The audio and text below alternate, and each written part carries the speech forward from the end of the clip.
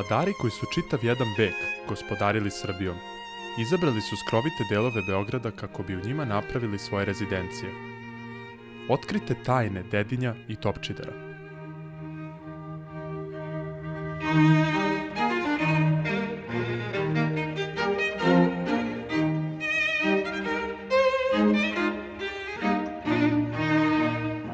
Ukoliko ste ljubitelj komfortnog smeštaja, predlažemo da prva tačka na ovom putovanju kroz životni prostor srpskih vladara bude u broju 1A, ulici Generala Šturma, gde se nalazi Vila Jelena.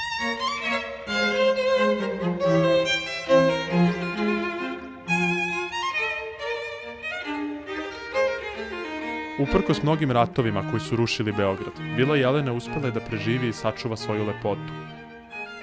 Njen neoklasicistički stil arhitekture savršeno je očuvan, kao i njena unutrašnjost.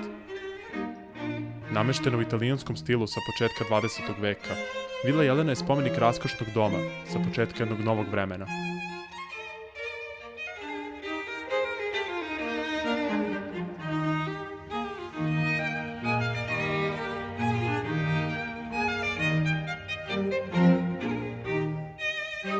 Na samom vrhu Dedinja, među gustim zelenilom koje nadgleda Beograd i Avalu, svetli kraljevski dvorski kompleks. Najstariji objekat u kompleksu je Kraljev dvor, napravljen od belog bračkog mermera u srpsko-vizantijskom stilu, čija je gradnja po nalogu kralja Aleksandra I. Karađorđevića, prvog vladara kraljevine Srba, Hrvata i Slovenaca, završena 1929. godine.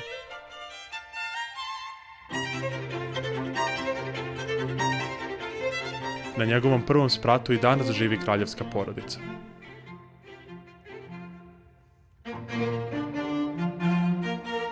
U samom centru dvora nalazi se soba Šapata, centar balkanske diplomatije. U raskošnoj dvorani sklapani su najveći vojni, ekonomski i diplomatski dogovori, dok je žubor fontane sprečavao svaki pokušaj prisluškivanja. Svodovi i zidovi sobe Šapata oslikani su motivima iz bajke o Žar ptici, kao i motivima iz srpskih narodnih pesama.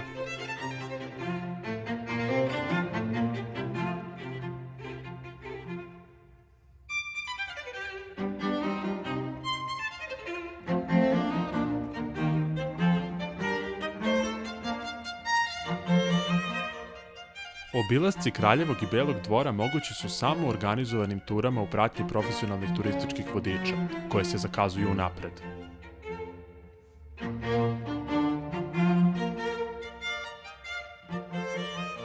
Po završetku Prvog svetskog rata, kralj nije mogao ponovo da se useli u teško oštećeni stari dvor, pa je u ovoj vili proveo svoje poslednje godine u miru.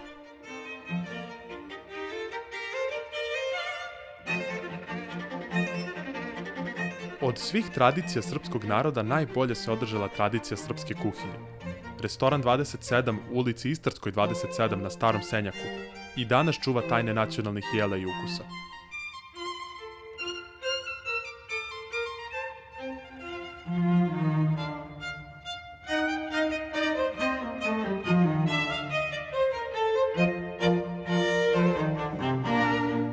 Krenite i vi tragom srpskih vladara.